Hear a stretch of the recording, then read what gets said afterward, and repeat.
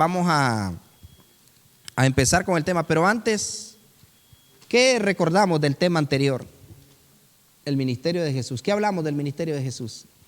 Que Jesús antes de iniciar su ministerio buscó a quien sujetarse, buscó un mentor y ese fue Juan el Bautista porque él era pegado, él cumplía lo que decía la palabra de Dios, era pegado, entonces por eso él buscó la cobertura de Juan el Bautista. Excelente. Lo primerito que él hizo para que fuera válida su autoridad fue ponerse bajo autoridad. Ahí pásemele el micrófono, hermano Gonzalo. Les bendigo en el nombre de Jesús.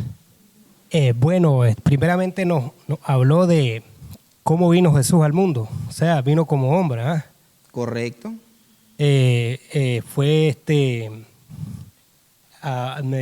Nos dijo que había abierto matriz, fue el primer hijo de la Virgen María, su primogénito.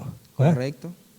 Que él tuvo una vida como normal, como de cualquier persona, antes de sus primeros, de someterse al ministerio, antes de ser bautizado por Juan el Bautista. Muy bien, eso es importante, ¿no? Que hablamos que Jesucristo vino en carne, vino 100% hombre y que se cansaba, se entristecía, se enojaba y tenía todas las capacidades humanas, ¿no? Muy bien, excelente. Sí. ¿Alguien más? Bueno, aquí tengo que también Jesús no se bautizó por el perdón de los pecados. Él se bautizó para adoptar la doctrina y estar bajo autoridad del cielo. En ese caso, pues también estar bajo la autoridad de Juan el Bautista, como decía Carlita. Muy bien, excelente punto. Excelente. Él no operó sin autoridad, porque hasta que él se bautizó, el Padre le dijo que se agradaba de él y en ese momento él iba a empezar su ministerio. Perfecto. Buen punto. Excelente, me gustan las aportaciones. Una última más. Que él nació y creció como cualquier criatura, murió y bajó del cielo, llegó al cielo glorificado. Muy bien. Entonces él tuvo una vida realmente como hombre, nació como bebé, creció como un adulto, creció y murió como hombre. Muy bien. Glorificado. Excelente, muy bien. Buen punto. Entonces nos dimos cuenta, ¿no?, en la clase anterior de que Jesucristo, ¿por qué recordamos esto? Porque hay personas que dicen, pero Jesucristo porque era el Hijo de Dios, por eso Él podía vencer la tentación. Jesucristo porque era el Hijo de Dios, Él podía abstenerse de tal cosa. Jesucristo porque era... Entonces, por eso es importante que miráramos la humanidad de Jesús y que Jesucristo era completamente hombre, era un 100% hombre, con todas las debilidades. Y la Biblia dice que fue tentado en todo, pero sin pecado. Entonces eso es importantísimo. Les decía que ningún espíritu puede mencionar a Jesucristo como carne y sangre. Ningún espíritu inmundo puede confesar a Jesús como Señor y Salvador. Solamente alguien bajo el Espíritu Santo, alguien que está bajo el poder de Dios, es el único que puede confesar que Jesucristo es el Señor y que Jesucristo vino en carne y sangre. Y todo espíritu que no confiesa que Jesucristo ha venido en carne, no es de Dios y son anticristos. Pero los que confiesan que Jesucristo vino en carne y sangre, ese es de Dios verdaderamente. Muy bien. Entonces vamos a entrar al tema número 3. Y el tema número 3 es el éxito de los primeros cristianos. El éxito de los primeros cristianos sería el tercer tema. Vamos a disfrutar a lo máximo este tema de lo que eran, ¿no?, los primeros cristianos. Así que en su concepto, si alguien viene y les pregunta a ustedes y les dice, ¿qué es ser cristiano? Muchas gracias. ¿Qué es ser cristiano? ¿Ustedes qué concepto tienen acerca de ser cristiano? Si han escuchado, como hablábamos en la primera clase, que decían, ¿no?, que todos somos hijos de Dios, y vimos que no, que hay criaturas y hay hijos. Pero este término también lo utilizan, todos somos cristianos. Pero, ¿cuál es el concepto de ser cristiano para poder, ¿qué concepto tenemos? Hermano Gonzalo, hermana Lastenia, me levantaron la mano, entonces ahí primero ¿qué entendemos, ¿no?, en el concepto de cristiano? No lo que está en el folleto, sino lo que ustedes manejan. Bueno, por lo general la sociedad la humanidad entera ha manejado que ser cristiano es ser humano. Ser un ser humano es ser cristiano. Siempre se ha relacionado de esa manera. Pero realmente la palabra de Dios nos dice que ser cristiano es vivir los padecimientos de nuestro Señor Jesucristo. O sea, padecer lo que Él padeció. O mejor dicho, pues obedecer y seguir la doctrina que es establecida en base a nuestro Señor Jesucristo. Bien, entonces eso es el concepto, ¿no? Entonces, se reúnan, se congreguen en algún lugar, ya se hacen llamar cristianos. sí. Y la verdad que yo pienso que cristiano es más allá, es de corazón, es algo más precioso, porque tenemos que estar bajo la unción de Dios, bajo la autoridad de alguien que nos dirija. Para mí eso debe ser cristiano. No cualquiera dice, solo los cristianos nos vamos a salvar. ¿Y quiénes son? Pues, ¿no? Correcto. Porque podemos llamar cristianos solamente a un grupo que se reúne, pero en realidad, ¿seremos cristianos? Muy Esa es bien, la pregunta. excelente. Entonces, si ustedes se fijan, eso suele suceder, ¿no? Que todo el mundo dice, yo soy cristiano. E incluso yo he escuchado a personas que dicen, los cristianos católicos, los cristianos evangélicos. Entonces hay sus conceptos, ¿no? De ser cristiano, pero vamos a verlo a raíz de la Biblia, el significado de cristianos y quiénes fueron en la Biblia los primeros cristianos. Ahora, miren qué maravilloso esto. Yo les pregunto, antes de que Jesucristo viniera al mundo, antes de que Jesucristo viniera a esta tierra, habían cristianos. Muy bien, entonces miren qué interesante la pregunta, ¿no? Que si antes de Jesús había cristianos. De hecho, que la palabra cristiano viene de Cristo. Entonces, verdaderamente no habían cristianos. Habían profetas, habían creyentes, habían personas, ¿no? que creían en Dios, pero no creían y hasta el día de hoy el pueblo de Israel sigue esperando al Mesías.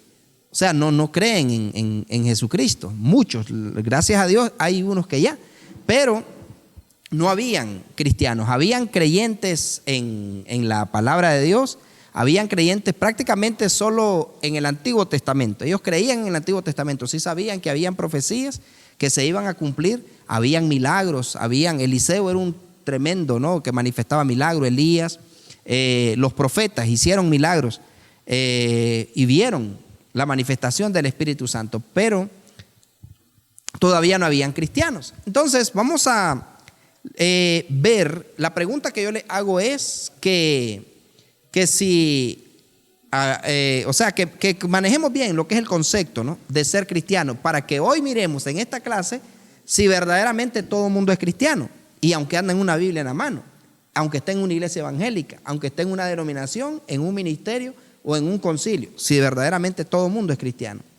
El Espíritu Santo, desde Génesis, en el capítulo 1, la Biblia dice, en el principio creó Dios los cielos y la tierra estaba desordenada y vacía, y el Espíritu de Dios se movía sobre la faz de la agua. Entonces ya el Espíritu Santo ya existía. Lo único que el Espíritu Santo no se manifestaba de la manera que se manifiesta ahora, con los dones y todo. Porque la Biblia habla de que, por ejemplo, en Sansón, la Biblia habla que el Espíritu Santo vino sobre Sansón cuando agarró una quijada de un burro y mató, pero a un montón, ¿no? De filisteos. Entonces, sí, el Espíritu Santo ya ha estado aquí. Porque incluso cuando Dios, el Padre, creó toda la existencia, el Espíritu Santo era el que hacía, ¿no? Que todo viniera a la realidad. Pero vamos a enfocarnos en el tema de ser cristiano. Hay un pasaje que se me vino ahorita que quiero que ustedes lo vean. Y Pablo es un ejemplo de lo que es ser cristiano. Entonces, en el libro vamos a leer el libro de Hechos. Quiero que observen lo siguiente. Hechos capítulo 9. Dice Hechos capítulo 9, en el verso 1, Saulo, respirando aún amenazas y muerte contra los discípulos del Señor, vino al sumo sacerdote y le pidió cartas para las sinagogas de Damasco, a fin de que si hallase algunos hombres o mujeres de este camino. ¿De qué? De este camino. ¿De cuál camino? ¿Ah? El camino de Cristo, muy bien. Que si hallaba algunos de esos, de los que creen en Cristo, de los que creían en Jesucristo. Entonces él dice, les pidió carta para ver si hallaba alguno de esos caminos. ¿Se acuerdan que Jesucristo dijo, yo soy el camino, la verdad y la vida? Y nadie viene al Padre si no es por mí. Miren qué clarito que Jesucristo dijo, yo soy el camino. ¿Y quién es el que estaba diciendo eso? Jesucristo.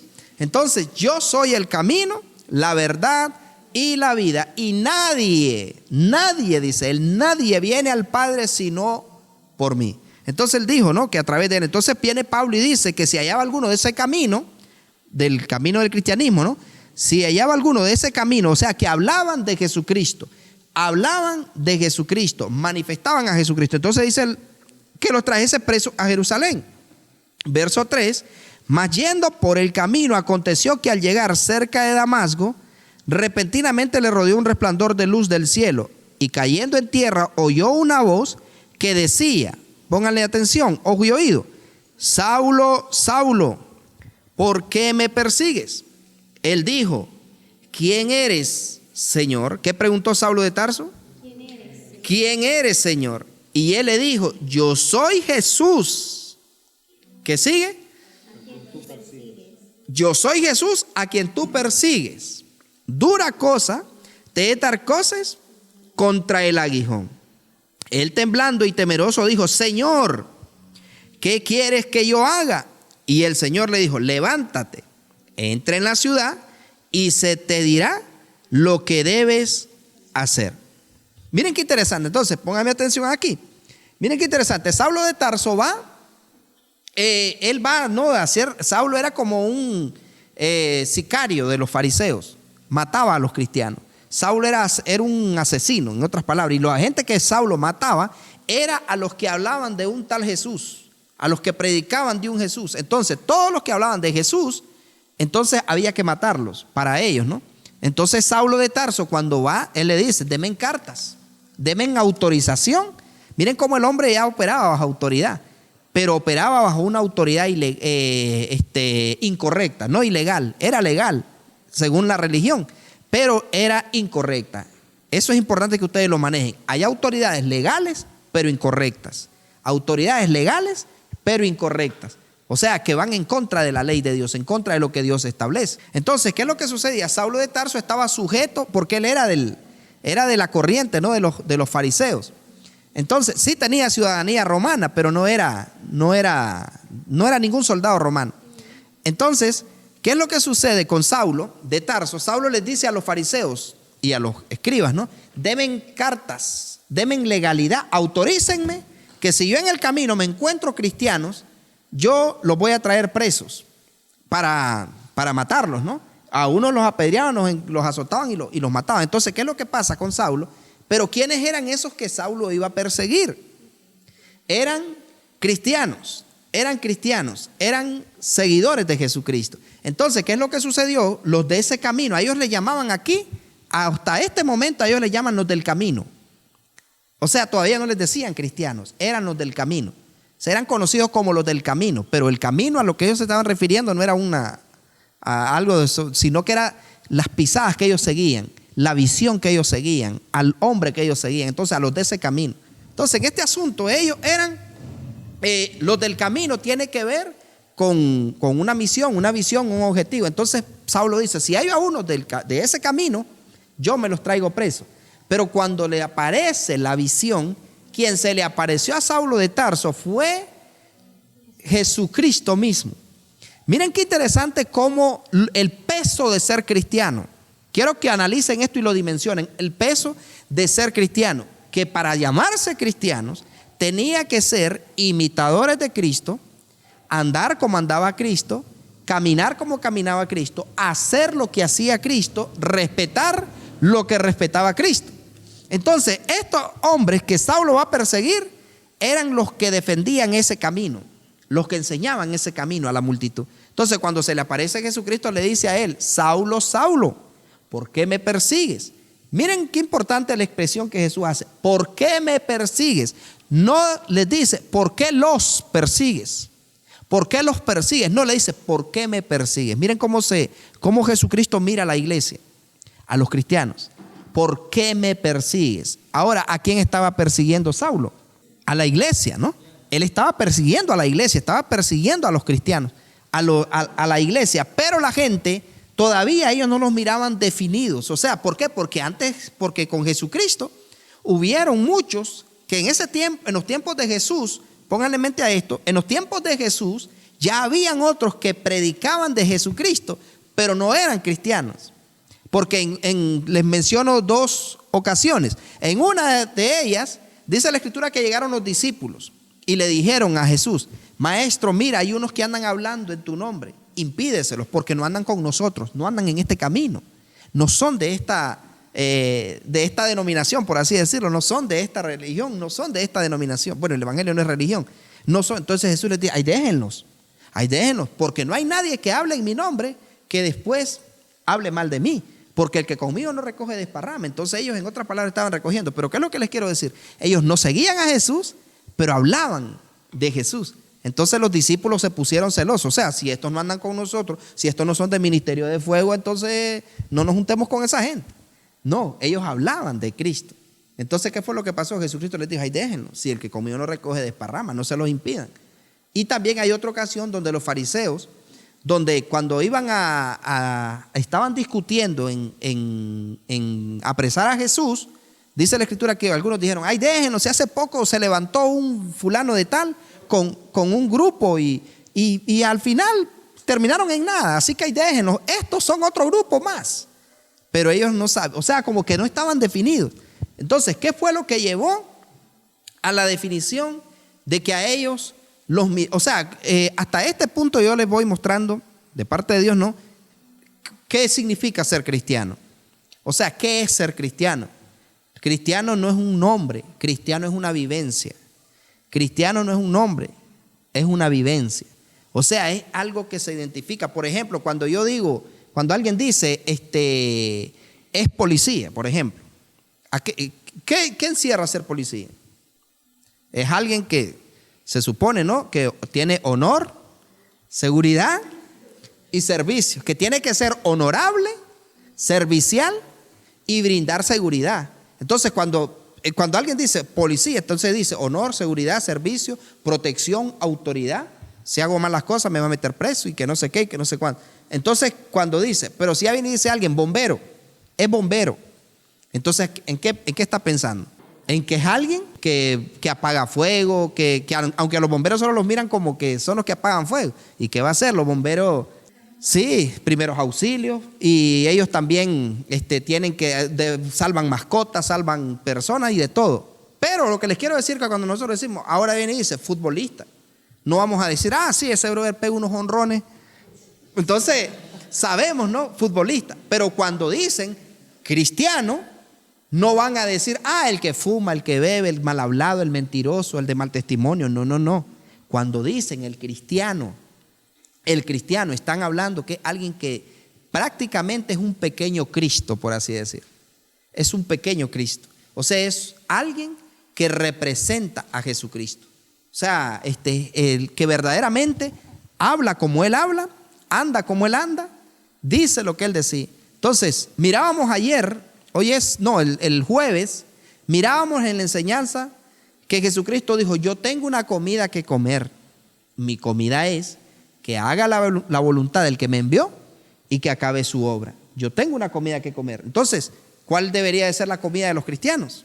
Hacer la voluntad del que lo envió y acabar su obra. O sea, es perseverar en el camino, perseverar en la doctrina. Entonces, ser cristiano encierra compromiso, pasión, misión, visión, encierra una responsabilidad de representar a aquel a quien le sirve. O sea, es alguien, prácticamente es un militante del reino. ¿Escucharon eso? Es un militante del reino. Es una persona que, como dice 2 de Corintios 10:3, dice la Escritura, pues aunque andamos en la carne, no militamos según la carne. Y Pablo también dice, ninguno que milita se enreda en los negocios de la vida. Ninguno que milita, ninguno que está militando en este camino. Entonces, cuando yo digo que soy cristiano, a mí la gente no va a ver a Ángel Gabriel, la gente tiene que ver a Cristo en Ángel Gabriel. Si yo digo que soy cristiano, la gente no, si Owell dice que él es cristiano, la gente no va a ver a Owell, va a ver a Cristo en Owell. Exactamente, correcto, muy bien. Oler a Cristo, ¿no? Pero imagínense, es cristiano, pero el hombre se fuma 3 paquetes diarios. Es cristiano, pero es un mentiroso. Entonces esa criatura, es criatura, no es cristiano. ¿Por qué? Porque el cristiano verdaderamente imita a su Señor. Busquen el libro de Gálatas, Gálatas capítulo 2, vamos a ver un ejemplo ahí de un cristiano. Gálatas 2:20. Escuchen eso de Gálatas 2:20 y léanlo y subrayenlo. Con Cristo estoy juntamente crucificado, y ya no vivo yo, mas vive Cristo en mí. Y lo que ahora vivo en la carne, lo vivo en la fe del Hijo de Dios, el cual me amó y se entregó a sí mismo por mí. Muy bien, ¿escucharon eso y lo leyeron? Entonces dice, con Cristo estoy juntamente crucificado, y ya no vivo yo, mas Cristo vive en mí. Y lo que ahora que estoy crucificado, ahora, lo que vivo ahora, ¿en qué? En mi carne, dice él, lo vivo en la fe del Hijo de Dios, el cual me amó y se entregó a sí mismo por mí. Entonces, ¿quién es un cristiano? El que está crucificado, el que ha crucificado la carne, el que crucificó los deseos de la carne. Ese es el cristiano. O sea, el cristiano es el que puede decir, con Cristo estoy juntamente crucificado. Ya no vivo yo. O sea, ¿quién está diciendo? Saulo está diciendo, ya no vive el asesino, ya no vive el perseguidor, ya no vive el vengativo, ya no vive el contencioso, ya no vive. O sea, miren qué hermoso esto, ¿no? Entonces, cuando yo digo soy cristiano, es un punto muy importantísimo, porque está diciendo, con Cristo estoy juntamente crucificado. Ya no vivo yo. O sea, en mi caso diría yo, con Cristo estoy juntamente crucificado, y ya no vive Ángel Gabriel. Mas Cristo es el que vive en Ángel Gabriel. Y lo que ahora Ángel Gabriel vive en la carne, en este caso mis huesos, porque estoy flaco, lo que vivo en la carne, lo vivo en la fe del Hijo de Dios, el cual me amó y se entregó a sí mismo por mí. En otras palabras, el cristiano está crucificado. Por eso a veces han escuchado el dicho que dice, casi me bajo de la cruz. O sea, casi me hace que me baje de la cruz. O sea, cuando dice que me hace que me baje de la cruz, está diciendo casi me hace volver a la personalidad que tenía antes. Pero no, como está crucificado, el cristiano está crucificado. No es que a cada rato se baja de la cruz. Entonces, miren el punto, ¿no? Yo soy cristiano. Ah, sí, correcto. Entonces ahora ya no vive él. Ahora vive Cristo en él.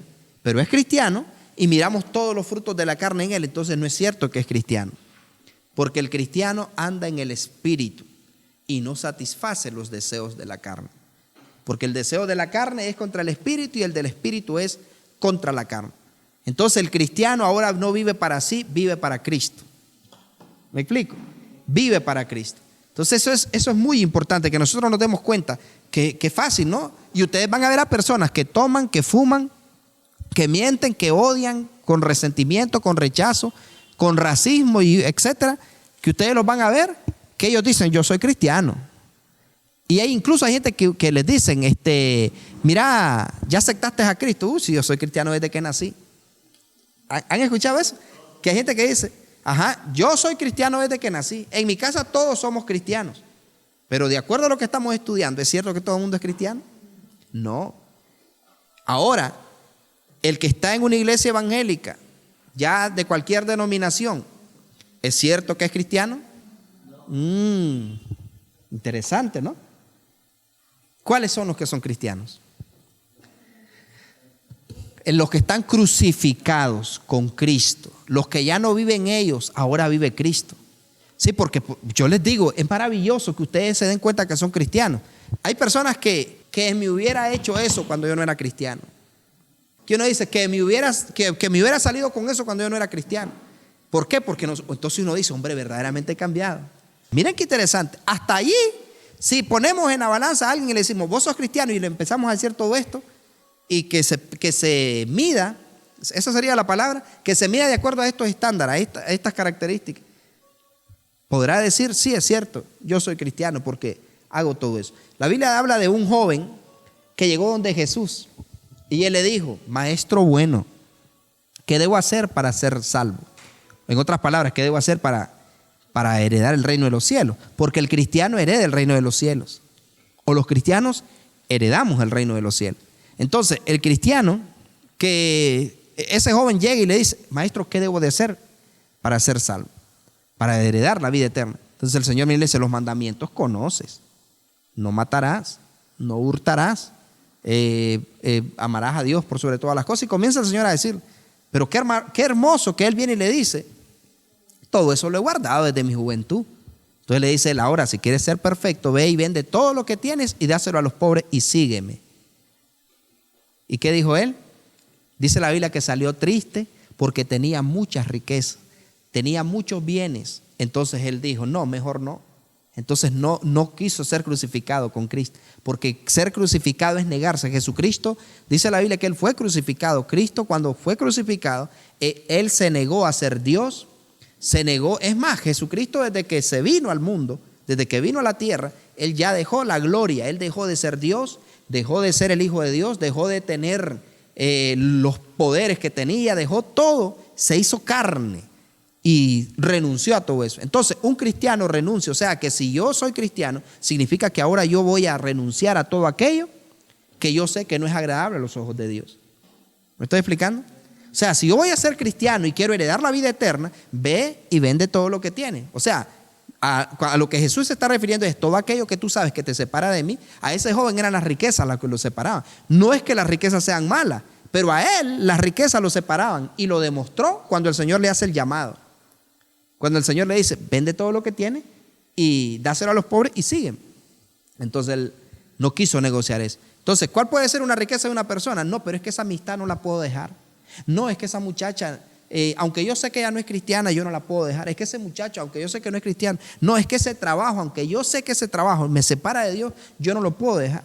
Es que ese programa de televisión, hay personas, yo conozco a alguien que en una ocasión, bueno, se había descarriado y yo llegué a visitarlo y le digo, y ay, mi hermano, ¿y qué le pasa? Que no, dice, es que viera, tengo una atadura, dice él. Tengo una atadura fuertísima, varón, dice, y no puedo dejarla. Tengo una atadura muy fuerte. Y le digo yo, pero ¿será tan fuerte? ¿Y qué cosa? Es que, hermano, me dice, no puedo dejar de ver novelas.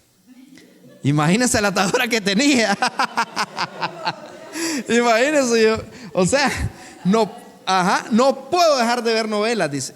¿En serio? Y yo me quedé. No me diga usted, le digo, claro, pero para él esa era una riqueza. O sea, a nosotros no, novela, yo no miro novela, pero a lo mejor otro puede ser Free Fire, otro puede ser, no sé, fútbol, otro puede ser béisbol, otro puede ser billar, otro puede ser lucha libre. O sea, esa puede ser la riqueza, ¿me entiendes? Porque uno dice, novela, fíjate, por lo que no va a la iglesia, pero para él esa es la puerta que el enemigo encontró. Entonces, el cristiano muere a sí mismo, está crucificado. O sea, el cristiano pierde sus derechos y el que tiene derecho ahora en él es Cristo. O sea, eso es lo maravilloso de un cristiano. Entonces ahí es donde nosotros, ¿qué es lo que hacemos cuando le hacemos un llamado? Ustedes como evangelistas, cuando le hagan un llamado a una persona, ¿qué es lo que les estamos diciendo a ellos? Cuando les decimos, quiere aceptar a Jesucristo como su Señor y Salvador, quiere aceptar a Jesucristo, o le gustaría hacer de Jesucristo su Señor y su Salvador. ¿Para qué? Para que su nombre esté anotado en el libro de la vida. Entonces la persona debe de tener claro que si yo lo voy a aceptar como Señor y como Salvador, significa que no solo va a ser mi Salvador, va a ser mi Señor. Y si Él es mi Señor, se va a hacer. ¿Qué es lo que se le dice a un Señor? O sea, hablando de Señor es señorío, ¿no? O sea que Señor sí, Señor. A donde tú me mandes, allí iré. Donde tú quieras que esté, allí voy a estar. obediente, sujeto al Señor. Entonces por eso lo acepto como Señor, como Salvador, para que para que me limpie de mis pecados. Como Señor, para que Él sea el que decida por mí. A Pedro, por ejemplo, Él le dijo: cuando tú eras joven, te ceñías solo e ibas donde tú querías. Pero cuando seas viejo, le dice el Señor, y no refiriéndose a la edad, cuando seas viejo, otro te ceñirá y te llevará donde tú no quieres ir. Y dice, o sea, lo que se estaba refiriendo el Señor a Pedro no era que le estaba diciendo que él ya estaba viejo. Lo que le estaba diciendo el Señor es: cuando tú eras pescador, ibas a pescar, ibas a hacer lo que tú querías, pero ahora que me vas a servir a mí, vas a ir donde yo quiera que vaya. Y Pedro al final terminó muriendo crucificado.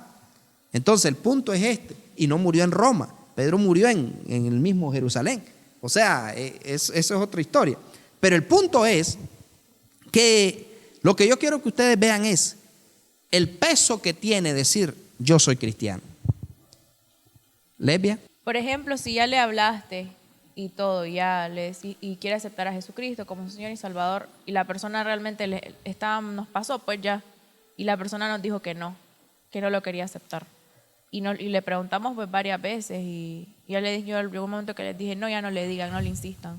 Correcto. En ese caso, nosotros nos limpiamos de eso, o sea, o cómo quedaría. Bueno, miren, allí es donde nosotros vemos que la persona, la Biblia habla de las bodas del Cordero, ¿verdad? Han oído hablar de las bodas del Cordero. Entonces, cuando una persona acepta a Cristo como Señor y Salvador, la persona está aceptando un noviazgo con Jesucristo. Es la novia. La iglesia ahorita no es la esposa, es la novia. Las bodas van a ser cuando ya pase la gran tribulación, cuando ya todo se dé aquí en la tierra, cuando este mundo deje de existir, cuando ya la iglesia sea arrebatada. La novia, Él viene por la novia, que es la iglesia. Pero ¿quién es la novia? Todo el mundo. ¿Qué es un noviazgo? Una novia es que ya no va a estar viendo, si ya es novia, o sea, ya no va a estar viendo, no, la verdad que mejor lo quiero ojos azules, hombre, mejor ojos café, hombre, la verdad que lo quiero rubio, no, mejor moreno, no, mejor, no. Una novia ya hay un compromiso, por eso en el noviazgo deberían, es lindo, ¿no? Lo del anillo de compromiso, que ya está comprometida y ella ya sabe todo mundo. Por eso aquí yo les digo, en los noviazgos de la iglesia, si no me lo presentan a mí, ese noviazgo está ilegal. O sea, si no está presentado aquí en la iglesia, ese noviazgo no es válido. Es satanismo, es ocultismo, se los expliqué, ¿no? Que un noviazgo que no es presentado es ocultismo, es satanismo, porque lo está haciendo a escondidas. Entonces, cuando ya usted le dice a la persona, usted le está diciendo: te gustaría ser la novia de Jesucristo. Imagínense, qué tremendo. La novia de Jesucristo, para después convertirte en esposa. Entonces la persona dice: no, no quiero. ¿Por qué? Porque no está dispuesta a renunciar a aquello que le separa. Entonces, no, es que si yo le digo que sí, voy a ser su novia, si me mira con otro o me mira con otra, entonces ya no va a tener esa libertad de hacer lo que quiera. Entonces, por eso es importante que Jesucristo sea recibido. Hay gente que a Jesús lo tienen solo como Salvador. Solo como Salvador. Cuando te necesito, cuando tengo problemas, cuando tengo una circunstancia, cuando tengo una situación, allí sí, Él es mi Salvador. Pero cuando me toca negarme a mí, entonces allí Él ya no es Señor. Entonces, en otras palabras, un cristiano no vive para sí, un cristiano vive para Él. Un cristiano no vive para sí, vive para Él. ¿Aarón? Hay gente que cree en Jesús y en su poder, pero no le sirven, no lo siguen. Entonces Exacto. no son cristianos. Incluso No son por cristianos. eso a la misma iglesia viene gente que cree, que adora, pero no son cristianos porque no viven el estilo de vida siguiendo el ejemplo de Cristo. Muy bien. Veo, por ejemplo, un ejemplo, estaba pensando en la historia de los 10 leprosos, la sanidad de los 10 leprosos. Ajá. Ellos creían en Jesús, habían escuchado que tenía poder y que sabían que Él podía sanarles. Fueron a Él y le pidieron el milagro, la sanidad. Él les dijo, fueron sanados. Pero solo uno regresó, ¿verdad? Solo uno estaba dispuesto a seguirle, pienso. Es correcto. Puede ser. Entonces, el resto fueron sanados, pero no fueron salvos. Y el único que regresó le dijo: Jesús, vete, tu fe te ha salvado. Muy bien, exactamente. El cristiano lo sigue y está dispuesto a vivir para Él. Ahora, yo les digo una cosa. El ser cristiano es para todo el mundo. Oigan la pregunta, ¿el ser cristiano es para todo el mundo? Muy bien. Claro que es para todo mundo, pero no todo mundo está dispuesto a pagar el precio. Muchos son los llamados y pocos los escogidos. O sea, el Señor da la pauta a todo mundo, ¿no? Todo mundo. O sea, el ser cristiano es para todo mundo. O sea, el Señor no dice, estos no pueden ser cristianos. Estos sí pueden ser cristianos. No, el ser cristiano es para todo mundo, para los borrachos, para las prostitutas, para los asesinos, para los ladrones, para todos es el ser cristiano. Pero ¿quiénes son los que verdaderamente van a ser cristianos? Los que estén dispuestos a renunciar a eso, ¿no? Que les separa de ser cristiano. Miren qué interesante esto, y algo que quiero que observen, que en el libro de Hechos, capítulo 11, Hechos 11, dice Hechos 11, en el verso 19, desde el 19 lo vamos a leer para que tenga sentido. Ahora bien, los que habían sido esparcidos a causa de la persecución que hubo con motivo de Esteban, pasaron hasta Fenicia, Chipre y Antioquía, no hablando a nadie la palabra, sino solo a los judíos. Pero había entre ellos unos varones de Chipre y de Cirene, los cuales cuando entraron en Antioquía hablaron también a los griegos, anunciando ¿qué cosa? El evangelio del Señor Jesús. Y la mano del Señor estaba con ellos, y gran número creyó y se convirtió al Señor. Llegó la noticia de estas cosas a oídos de la iglesia que estaba en Jerusalén, y enviaron a Bernabé y fuese hasta Antioquía. Cuando llegó y vio la gracia de Dios, se regocijó y exhortó a todos que con propósito de corazón permaneciesen ¿cómo? Fieles al Señor, de corazón, fieles al Señor, porque era varón bueno y lleno del Espíritu Santo y de fe, y una gran multitud fue agregada al Señor. Después fue Bernabé a Tarso para buscar a Saulo, hallándole le trajo a Antioquía, y se congregaron allí. El cristiano no es visita de la iglesia, se congrega, y se congregaron allí todo un año con la iglesia, y enseñaron a mucha gente y a los discípulos. Se les llamó cristianos por primera vez en Antioquía. O sea, se les llamó cristianos por primera vez en Antioquía. O sea, ya los vieron a ellos tan ¿qué parecido les vieron? Que a ellos les pusieron un nombre. ¿Qué parecido les vieron? Que les pusieron un nombre. Se parecían a Jesús, ¿no? O sea, hacían lo mismo que hacía Jesucristo. Entonces ellos dijeron, estos son cristianos, porque miraban que hacían lo mismo que hacía Jesús. Entonces se llamaron cristianos por primera vez en Antioquía. O sea que ellos fueron llamados cristianos, pero para que les llamaran cristianos es porque ellos eran del camino de Jesucristo, porque ellos vivían conforme. ¿Cómo dice que era este varón? Que era el que lo exhortó. ¿Cuál fue la exhortación que les hizo? Que con propósito de corazón permaneciesen fieles al Señor. ¿A quién iban? ¿A los apóstoles le iban a ser fieles? Al Señor. Que permanecieran fieles al Señor. ¿Por qué es importante que el cristiano le sea fiel al Señor? Porque si le es fiel al pastor, tiene que serlo, honrar a su autoridad. Pero hay personas que tienen pastoritis aguda. Delante del pastor no hayan que hacer. Delante del pastor son los más santos. Delante del pastor son los más entregados. Delante del pastor. Pero cuando no está el pastor, dicen que los ratones hacen fiesta cuando el gato no está en casa. Entonces, ¿qué es lo que sucede? Es que hay gente que viven para agradar al pastor, y el pastor que quizá dice, hombre, qué tremenda, o sea, Karen sí es tremenda, es la discípula por excelencia, cómo se porta cuando está en la iglesia con el pastor, o sea, ella es excelente discípula, y hasta yo puedo admirarle y decir delante de la iglesia, que ponerla de ejemplo y todo, pero allá afuera no se sabe. Pero si ella le es fiel al Señor, va a ser fiel delante del pastor, fiel cuando no esté con el pastor, fiel cuando esté en la casa, fiel cuando esté en su trabajo, fiel al Señor. Entonces miren qué importantísimo es serle fiel al Señor, porque hay gente que así es. Entonces significa que ellos no son cristianos. Porque el cristiano es fiel a ¿quién? A su Señor. Es fiel al Señor. Entonces yo tengo que ser fiel al Señor. Porque tengo que saber que mi Padre, mi Rey, mi dueño me está viendo. Cuando estoy en mi casa, cuando estoy fuera de la casa. Entonces deje de llamarse cristiano si usted es hipócrita allá afuera. Pero si usted es cristiano aquí y donde sea, entonces usted puede decir, yo soy cristiano. O sea, si yo, de acuerdo a lo que estamos estudiando, esto nos sirve como de un termómetro para decir, hombre, yo soy cristiano. Yo soy cristiano. Pero si yo no lleno estas características, esto que estamos estudiando, entonces nosotros verdaderamente no podemos ser cristianos. No es nada. Ahora, ¿a quién vamos a agradar? Ahora, ¿quién nos va a dar la vida eterna? ¿Quién nos va a salvar? ¿Quién nos va a llevar al reino de los cielos? Jesucristo. ¿Pero a quiénes? Miren qué interesante. Hebreos, quiero regalarles este pasaje. Hebreos capítulo 5, Hebreos 5, del 7 al 9. Hebreos 5, del 7 al 9.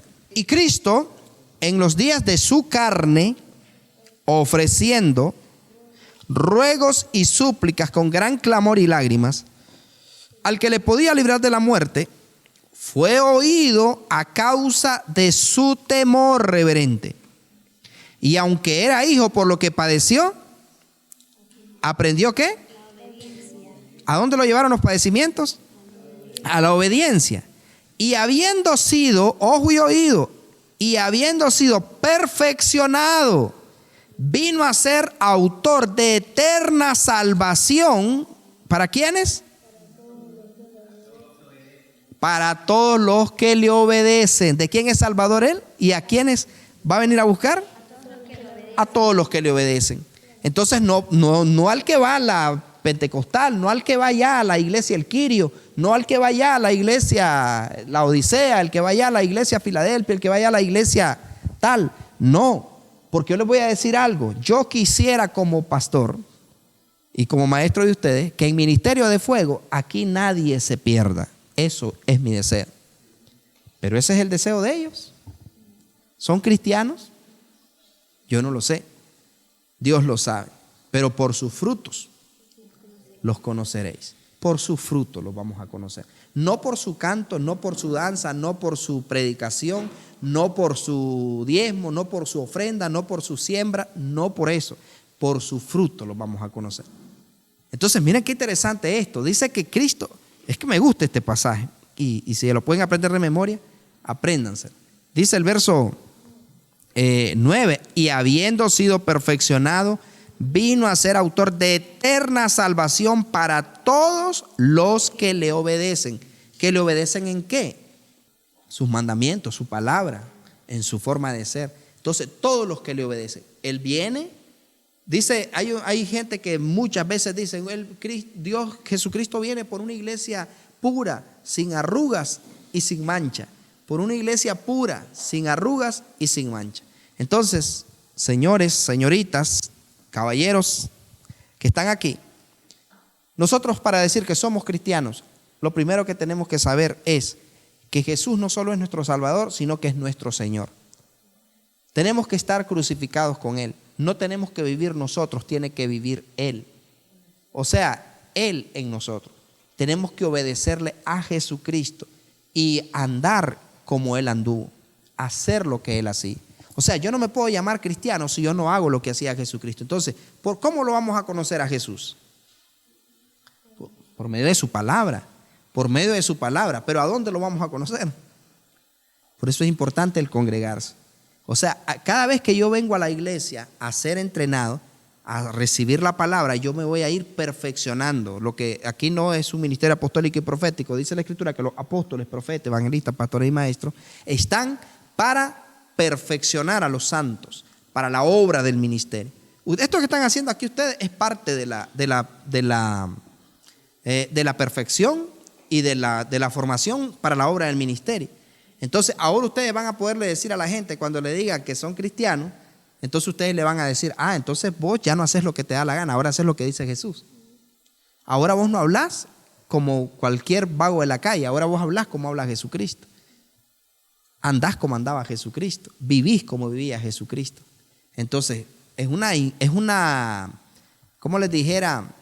Una blasfemia decir yo soy cristiano si todavía hago algo que no es agradable a Él. O sea, las personas pues que en primer lugar ni siquiera se congregan, ni siquiera tienen un pastor, ni siquiera se han bautizado, ni siquiera leen la Biblia. Porque yo les voy a decir algo, el hecho de que nosotros vengamos a la iglesia no nos hace cristianos. El hecho de que nosotros vengamos aquí no nos hace cristianos. Nosotros nos va a hacer cristianos que lo que recibimos aquí lo pongamos en práctica. Eso nos hace cristianos. Poner en práctica lo que dice su palabra. Así que es muy importante, ¿no?, que cada uno de nosotros nos demos cuenta de esto. Entonces, en 1 de Juan capítulo 2. Pero el que guarda su palabra verdaderamente el amor de Dios se ha perfeccionado.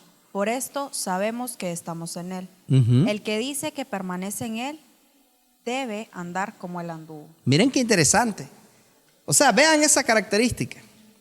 O sea, vean esa característica que dice ahí, pero el que guarda su palabra, el que guarda, no el que la lee, el que la oye, el que la desecha, no, pero el que guarda su palabra, en verdaderamente el amor de Dios se ha perfeccionado. Por esto sabemos que estamos en Él. ¿Por qué? ¿Cómo sabemos que estamos en Él? Porque guardamos su palabra. ¿Y qué es guardar la palabra? Ponerla en práctica, obedecerla. Muy bien. El que guarda su palabra, o sea, pone en práctica, no la desecha. Aquí nosotros usamos, ¿no?, el decir, voy a oír, voy a entender, voy a guardar y voy a practicar lo que Dios me va a hablar. Voy a oír, entender, guardar y practicar lo que Dios me va a hablar. Entonces, oír, entender, guardar, practicar lo que Dios me va a hablar. Entonces dice que, miren, otra forma de identificar a un cristiano. A ver, dame un motivo para decir que yo soy cristiano. Dame un motivo para decir, bueno, mira, dice la Escritura que si vos guardás su palabra, verdaderamente el amor de Dios se ha perfeccionado en ti. Por esto sabemos que Dios está en vos, porque guardás su palabra. No porque la lee. Yo les he dicho, en clases anteriores les decía, el que una persona ande una Biblia no la hace cristiana. El que una persona vaya a la iglesia no la hace cristiana. El que una persona predique no la hace cristiana.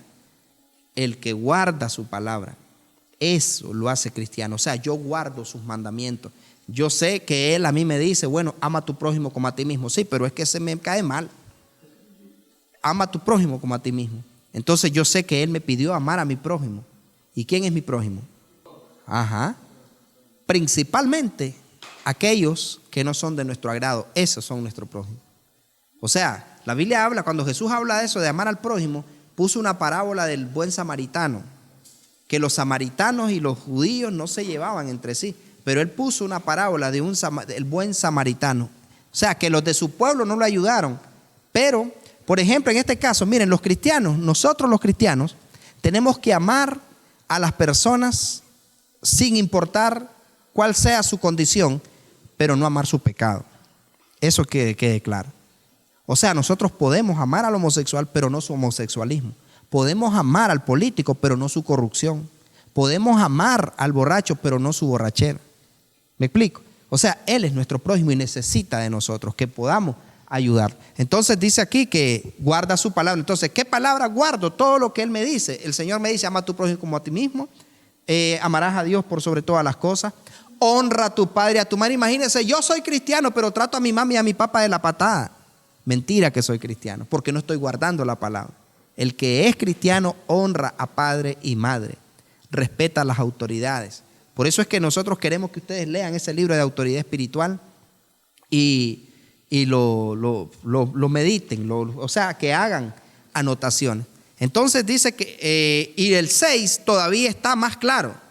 Dice que el que es cristiano, el que dice que permanece en Él, debe andar como Él anduvo. ¿Cómo anduvo Él? Obediencia, en santidad. No hubo una sola queja de Jesús. Y Jesús, repito, era hombre. Jesucristo era un hombre de carne y hueso. Era un hombre mortal que recobró la inmortalidad hasta después de la muerte. Pero Jesucristo, Él incluso murió para demostrar de que él era hombre. O sea, si él hubiera sido Dios, no hubiera muerto. Él era un hombre de carne. Entonces Jesús, les digo algo, ¿fue tentado por el alcohol? Sí. ¿Fue tentado por la fornicación porque no era casado? Si hubiera sido casado, hubiera sido por el adulterio. Pero él fue tentado por la fornicación. Jesús, claro. ¿Fue tentado a odiar a los demás? Claro. ¿Fue tentado a sentirse con vanagloria? Claro. Sí fue tentado. Dice la Biblia que Jesucristo fue tentado en todo, pero sin pecado. Fue tentado en todo, pero sin pecado. Entonces, ¿cuál fue el secreto de Jesús para poder mantenerse firme y fiel al Padre? Jesucristo era un hombre de oración, era un hombre de ayuno, era un hombre que leía la palabra, era un hombre que tenía compasión por los perdidos. Jesucristo era un hombre apasionado por las almas. ¿Saben que a Jesucristo muchas veces ni tiempo de comer le quedaba por dedicarle tiempo a las almas? A Jesucristo ni siquiera le quedó tiempo de hacer el duelo por su pastor. Cuando murió Juan el Bautista, Jesucristo se fue a un lugar solo, y cuando él llegó ya hay una multitud de gente con enfermedades, con demonios y todo para que lo fuera a liberar. Ni pudo llorar a Juan el Bautista, porque a Jesús le dolió la muerte de Juan, como le dolió también la muerte de Lázaro. Eran amigos. Jesucristo era un buen amigo. Pero imagínense, entonces un cristiano tiene que ser un verdadero amigo. Yo no puedo ser cristiano y decir que soy amigo de Eli, pero solo cuando me conviene soy su amigo, pero cuando ella necesita algo no soy su amigo. Entonces no, el cristiano es un buen amigo, es un buen esposo, un buen padre, un buen hijo, un buen hermano, un buen vecino, un buen ciudadano. Ese es el cristiano, porque el cristiano también paga impuestos. El cristiano también camina licencia, camina seguro, camina inspección mecánica, camina la emisión de gas. El cristiano, porque él quiere que su autoridad sea respetada. Tremendo, ¿no? Entonces dice que debe andar como él anduvo. Ya no es cuando nadie nos ve. Es la mejor prueba de amor. Cuando tenemos, cuando nadie nos ve. digamos, el cuchillo del cuello, digamos. Un ejemplo, tienen chance para robar y nadie lo está viendo. Ahí es la verdadera prueba. O sea, digamos, el dinero, que todo el mundo es tentado por el dinero. Una cantidad grande de dinero y nadie te está viendo. Hey, voy a agarrar tanto. Exacto. En mi caso, algunos que trabajamos por venta, algo, podemos decir, me voy a quebrar esta venta, lo voy a quebrar, lo voy a robar. Pero está solo, sí, esta es mi oportunidad, lo voy a quebrar. Pero ahí es donde uno paga el precio realmente, como cristiano, cuando está solo, porque así como dice usted, uno se puede vanagloriar, no, yo soy esto, yo hago lo otro, que yo aquí, que yo allá, que yo a la iglesia, pero como dice usted, pues no es que anda con una Biblia, es cristiano, no todo el mundo. Entonces, verdaderamente, mucha gente ha usado la Biblia para robar. Sí, exactamente. Mucha gente ha usado la Biblia para engañar. Entonces, verdaderamente, cuando estamos ahí solos ante Dios, es cuando verdaderamente uno demuestra. Exacto, que andamos como Él anda. Imagínense ustedes que hay gente que dicen que es cristiana. Es cristiana, pero en la empresa compraron 10 galones de desinfectante. Voy a llevarme unos 2 para la casa. Ven, en el trabajo, hay cosas o compran cosas robadas. El cristiano no anda comprando cosas robadas. ¿Por qué? Porque nosotros seríamos partícipes, ¿no? Imagínense a alguien que ande tomando y que llegue y diga, mira, te vendo esta tablet y dame 50 pesos. Y una tablet que tal vez, no sé, valga por más barato unos $150. Pero como me la está dando en 50 pesos, gloria a Dios, una bendición que me llegó a la casa. No, esa no voy a dar testimonio en la iglesia que Dios me mandó una tablet. Entonces, no, eso no hace el cristiano. O sea, no es lo que yo digo, es lo que Dios dice. Porque dice Vanessa que alguien que se quería tatuar, y hay iglesias que les permiten tatuarse, y la Biblia determinantemente prohíbe los tatuajes, porque los tatuajes tienen que ver con una marca, y a los que se les ponían tatuajes eran los esclavos, y fueron los egipcios, los griegos, los babilónicos los que utilizaban eso en honor a sus dioses. Entonces, cuando alguien se hace un tatuaje, entonces lo que está haciendo es poniéndose una marca. Y yo mismo he estado en sesiones de liberaciones donde las personas tatuadas son puertas para los demonios. Nosotros he estado en liberación de gente tatuada y esa gente grita y pegan alaridos. Una vez estábamos liberando a un muchacho, andaba unas calaveras, unos dragones y unas cosas. Y cuando ese muchacho se estaba siendo liberado de los tatuajes, porque los tatuajes son puertas de los demonios, cuando él estaba siendo liberado, las persianas de la iglesia se hicieron pedazos. Comenzaron las lámparas y bum, bum, a quebrarse todo. Y él, cuando le echaban aceite para ordenarle a los demonios que habían entrado a través de los tatuajes, pegaba gritos como que era que le estaban echando ácido de batería en una herida.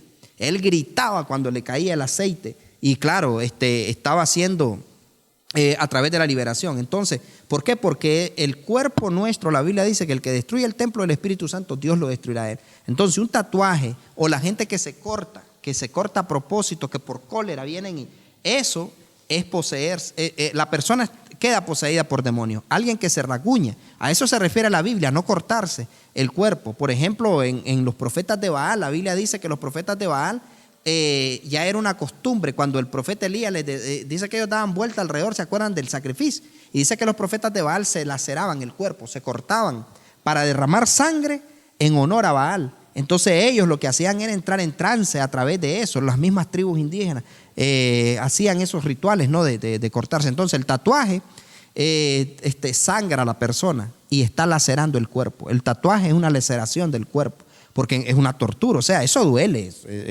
En el tatuaje la persona y como que se siente placer el dolor, y el ser humano no puede disfrutar el dolor. Nadie puede disfrutar el dolor, pero cuando una persona está siendo tatuada, se siente, o sea, sangra y duele, pero los mismos demonios hacen que la persona sienta placer de ese dolor. O sea, como que se sigan rellenando y todo. Hay gente que se hace hasta en todo el cuerpo los tatuajes.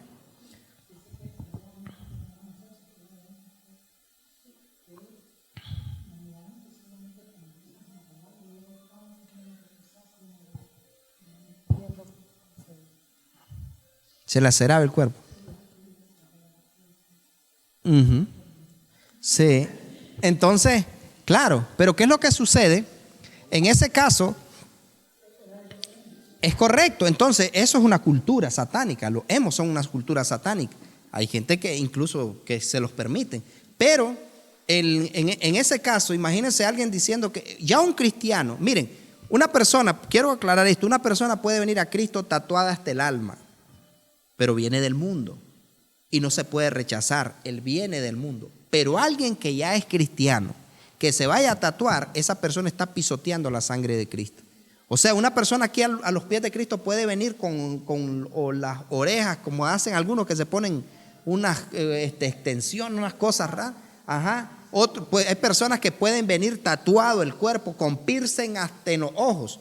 Pero cuando ya vienen a Cristo, nueva criatura, no, la persona es liberada, es libre de toda esa posesión, porque eso trae posesión. Pero ya alguien que ya está en Cristo, que se quiera tatuar, ese condenado va directo al infierno, porque está pisoteando la sangre de Jesucristo. Bueno, en la Biblia habla, o sea, lo que es la chapa es una decoración, ya el piercing es una exhibición. Entonces esa es la diferencia, es una decoración. Lo que es el arete, ¿no? En las mujeres, por supuesto. Pero ya el piercing ya va más allá, no es algo innecesario.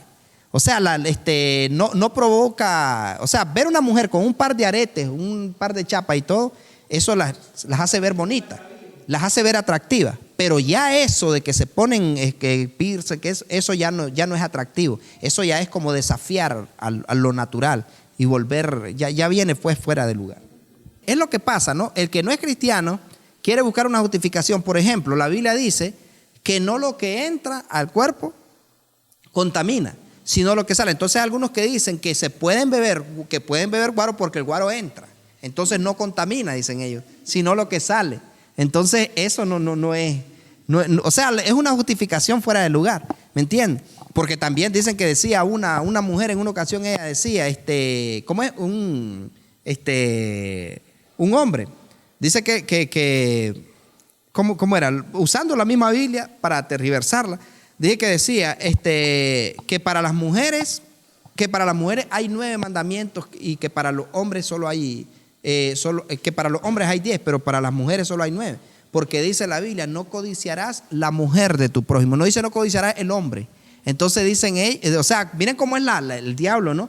Buscando la justificación. Como no dice no codiciarás el hombre, entonces dice que el hombre sí puede ser codiciado. Porque dice no codiciarás la mujer de tu prójimo. Entonces, o sea, se sobreentiende, ¿no? Cuando la Biblia habla de hombre, universalmente está hablando de todo. Entonces es muy importante que nos demos cuenta de que el título de cristiano no es, o más bien el nombre de cristiano, no es una religión, no es una denominación, no es una congregación. El ser cristiano es una vivencia, es un estilo de vida dentro y fuera de la iglesia. O sea, los cristianos deben de ser reconocidos dentro y fuera de la iglesia por su forma de ser. ¿Se acuerdan cuando el apóstol Pedro, dice la Biblia, que le dijeron, que llegó un momento que dijeron, este andaba con ellos porque su forma de hablar lo delata? O sea, la forma de hablar. Entonces hay gente que dice, pero ese es cristiano. No, hombre, pero si el vocabulario que se gasta ese sucio o ese no es cristiano. O sea, la gente dice, ¿no? Que la boca que tiene, ese no es de un cristiano. Entonces dejan mal parqueado el testimonio del Señor. Entonces, muy importante. Pero ¿cómo hago para yo mantenerme siendo fiel y ser un verdadero cristiano? Aquí mismo en el folleto que ustedes tienen, habla claramente de las características de un verdadero cristiano. Un verdadero cristiano. Un verdadero cristiano debe de tener temor a Dios, debe manifestar señales y mayormente debe de hablar más su fruto que sus palabras. Sobre todo demuestra que es cristiano porque respeta su autoridad, ya que si no respeta su autoridad, tampoco la suya será respetada. El mundo visible e invisible opera bajo principios de autoridad. Entonces, ¿quién es autoridad para nosotros los cristianos? ¿Ah? ¿Cuáles son los órdenes de autoridad que nosotros tenemos que respetar?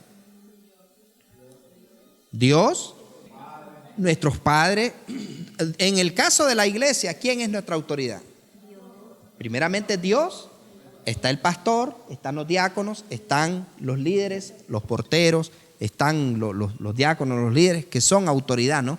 En la iglesia. Pero en la casa, ¿quién es nuestra autoridad? Nuestros padres, nuestro hermano mayor. ¿Y quién más es autoridad? O sea, en el caso de los casados, la mujer, ¿quién es la autoridad de la mujer? El esposo, ¿no? Él es la autoridad, ¿no? El esposo es la autoridad de la mujer, no su patrón, no su papa, no su verdugo, no, es su autoridad. O sea, y la autoridad no es para imponer, la autoridad es para ejercerla.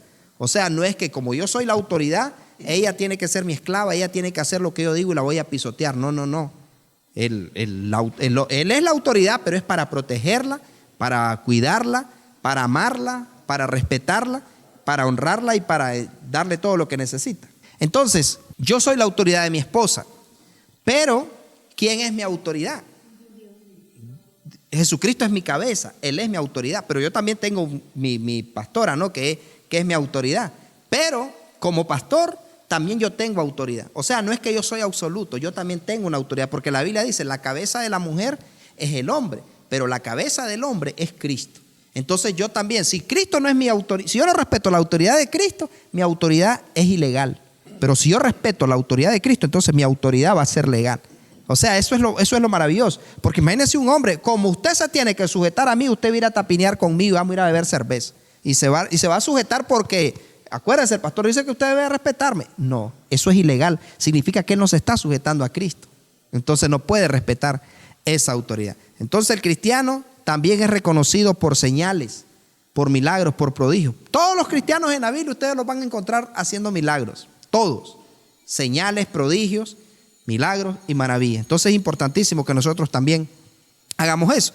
Entonces, ¿cuáles son las características de un verdadero cristiano? Diríamos que lo primero que debe hacer una persona para ser cristiano es recibir la palabra, creer en Jesucristo como Señor y Salvador, ser bautizado por la autoridad a la que estará sujeto, ser discipulado, preparado, capacitado para ser enviado. Eso son los pasos, ¿no? Para ser cristiano. ¿Qué hacer para lograr estar firme o perseverar hasta el fin del mundo? Porque no es un contrato el que hacemos con Dios, es un pacto. ¿Qué debe de hacer?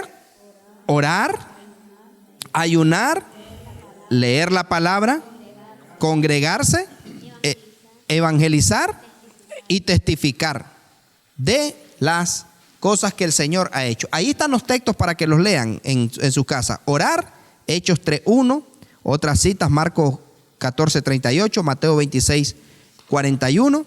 Entonces, todo eso no tiene un respaldo bíblico. De tarea les va a quedar que vean la película del apóstol Pablo. Les vamos a mandar el link para que ustedes la busquen. La película del apóstol Pablo. Si pueden traer una memoria, en la computadora anda la película, se las podemos pasar. Si no lo pueden ver en YouTube porque se les van los datos o no sé qué cosa, en la computadora. Yo no sé si usted también la anda, hermano Luis, en la computadora.